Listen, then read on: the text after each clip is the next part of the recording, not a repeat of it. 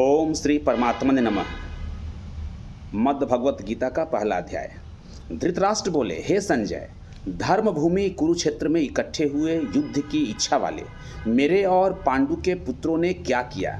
इस पर संजय बोले, उस समय राजा दुर्योधन ने व्यूह रचना युक्त पांडवों की सेना को देखकर और द्रोणाचार्य के पास जाकर यह वचन कहा, हे आचार्य, आपके बुद्धिमान शिष्य द्रुपद पुत्र धृष्टद्युम्न द्वारा व्यूहाकार खड़ी की हुई पांडु पुत्रों की इस बड़ी भारी सेना को देखिए। इस सेना में बड़े बड़े धनुषों वाले युद्ध में भीम और अर्जुन के समान बहुत से शूरवीर हैं, जैसे सात्यकी और विराट तथा महारथी राजा द्रुपद और धृष्टकेतु, चेकितान तथा बलवान काशीराज, पुरुजित, कुंतीभोज और मनुष्यों में श्रेष्ठ शैव्य और पराक्रमी युद्धामन्यु तथा बलवान उत्तमौजा, सुभद्रा पुत्र अभिमन्यु और द्रौपदी के पांचों पुत्र, ये सभी महारथी हैं।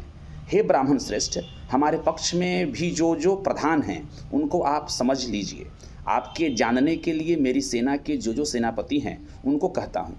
एक तो स्वयं आप और पितामह भीष्म तथा कर्ण और संग्राम विजयी कृपाचार्य तथा वैसे ही अश्वत्थामा, विकर्ण और सोमदत्त का पुत्र भूरिश्रवा तथा और भी बहुत से शूरवीर अनेक प्रकार के शस्त्र अस्त्रों से युक्त, मेरे लिए जीवन की आशा को त्यागने वाले सबके सब युद्ध में चतुर हैं। भीष्म पितामह द्वारा रक्षित हमारी वह सेना सब प्रकार से अजेय है और भीम द्वारा रक्षित इन लोगों की यह सेना जीतने में सुगम है। इसलिए सब मोर्चों पर अपनी अपनी जगह स्थित रहते हुए आप लोग सबके सब ही निःसंदेह भीष्म पितामह की ही सब ओर से रक्षा करें। इस प्रकार द्रोणाचार्य से कहते हुए दुर्योधन के वचनों को सुनकर कौरवों में वृद्ध बड़े प्रतापी पितामह भीष्म ने उस दुर्योधन के हृदय में हर्ष उत्पन्न करते हुए उच्च स्वर से सिंह की नाद के समान गर्ज कर शंख बजाया। उसके उपरांत शंख और नगारे तथा ढोल, मृदंग और नृसिंह आदि बाजे एक साथ ही बजे। उनका वह शब्द बड़ा भयंकर हुआ। उसके अनंतर सफ़ेद घोड़ों से युक्त उत्तम रथ में बैठे हुए श्री कृष्ण महाराज और अर्जुन ने भी अलौकिक शंख बजाए। उनमें श्री कृष्ण महाराज ने पांचजन्य नामक शंख और अर्जुन ने देवदत्त नामक शंख बजाया। भयानक कर्म वाले भीमसेन ने पौंड्र नामक महाशंख बजाया। कुंती पुत्र राजा युधिष्ठिर ने अनंत विजय नामक शंख और नकुल तथा सहदेव ने सुघोष और मणिपुष्पक नाम वाले शंख बजाए। श्रेष्ठ धनुष वाले काशीराज और महारथी शिखंडी और धृष्टद्युम्न तथा राजा विराट और अजय सात्यकी तथा राजा द्रुपद और द्रौपदी के पांचों पुत्र और बड़ी भुजा वाले सुभद्रा पुत्र अभिमन्यु, इन सब ने, हे राजन, अलग अलग शंख बजाए और उस भयानक शब्द ने आकाश और पृथ्वी को भी शब्दायमान करते हुए धृतराष्ट्र पुत्रों के हृदय विदीर्ण कर दिए। हे राजन, उसके उपरांत कपिध्वज अर्जुन ने खड़े हुए धृतराष्ट्र पुत्रों को देखकर उस शस्त्र चलने की तैयारी के समय धनुष उठाकर ऋषिकेश श्री कृष्ण महाराज से यह वचन कहा, हे अच्युत, मेरे रथ को दोनों सेनाओं के बीच में खड़ा करिए। जब तक मैं इन स्थित हुए युद्ध की कामना वालों को अच्छी प्रकार देख लूं कि इस युद्ध रूप व्यापार में मुझे किन किन के साथ युद्ध करना योग्य है। दुर्बुद्धि दुर्योधन का युद्ध में कल्याण चाहने वाले जो ये राजा लोग इस सेना में आए हैं, उन युद्ध करने वालों को मैं देखूंगा। संजय बोले, हे धृतराष्ट्र, अर्जुन द्वारा इस प्रकार कहे हुए महाराज श्री कृष्ण चंद्र ने दोनों सेनाओं के बीच में भीष्म और द्रोणाचार्य के सामने और संपूर्ण राजाओं के सामने उत्तम रथ को खड़ा करके ऐसे कहा कि हे पार्थ, इन इकट्ठे हुए कौरवों को देख। उसके उपरांत पृथापुत्र अर्जुन ने उन दोनों ही सेनाओं में स्थित हुए पिता के भाइयों को, पितामहों को, आचार्यों को, मामों को, भाइयों को, पुत्रों को, पौत्रों को तथा मित्रों को, ससुरों को और सुहृदों को भी देखा। इस प्रकार इन खड़े हुए संपूर्ण बंधुओं को देखकर वे अत्यंत करुणा से युक्त हुए।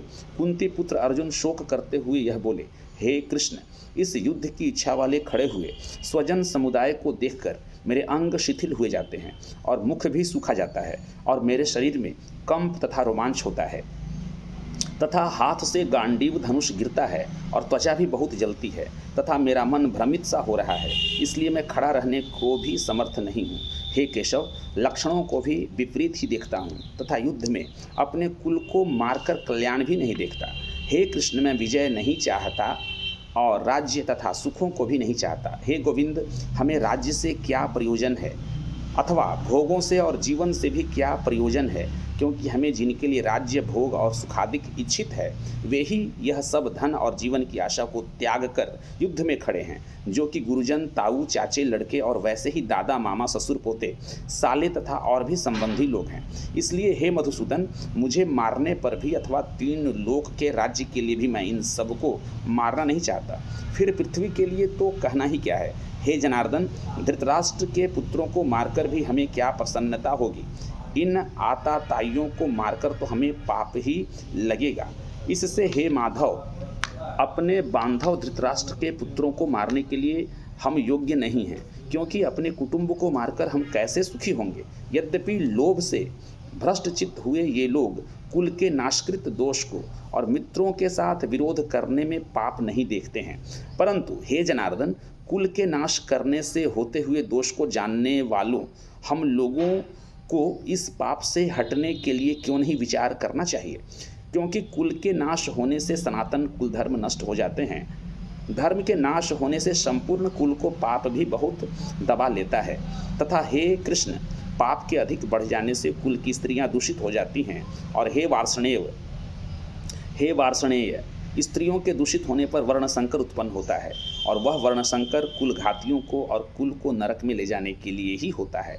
लोप हुई पिंड और जल की क्रिया वाले इनके पितर लोग भी गिर जाते हैं और इन वर्णशंकर कारक दोषों से कुलघातियों के सनातन कुल धर्म और जाति धर्म नष्ट हो जाते हैं तथा हे जनार्दन, नष्ट हुए कुल धर्म वाले मनुष्यों का अनंत काल तक नरक में वास होता है, ऐसा हमने सुना है। अहो, शोक है कि हम लोग बुद्धिमान होकर भी महान पाप करने को तैयार हुए हैं, जो कि राज्य और सुख के लोभ से अपने कुल को मारने के लिए उद्यत हुए हैं। यदि मुझ शस्त्र रहित न सामना करने वाले को शस्त्रधारी धृतराष्ट्र के पुत्र रण में मारे तो वह मारना भी मेरे लिए अति कल्याणकारक होगा। संजय बोले, रणभूमि में शोक से उद्विग्न मन वाले अर्जुन इस प्रकार कहकर बाण सहित धनुष को त्याग कर रथ के पिछले भाग में बैठ गए। इति श्रीमद् भगवत गीता रूपी उपनिषद एवं ब्रह्म विद्या तथा योग शास्त्र विषयक श्री कृष्ण और अर्जुन के संवाद में अर्जुन विषाद योग नामक पहला अध्याय।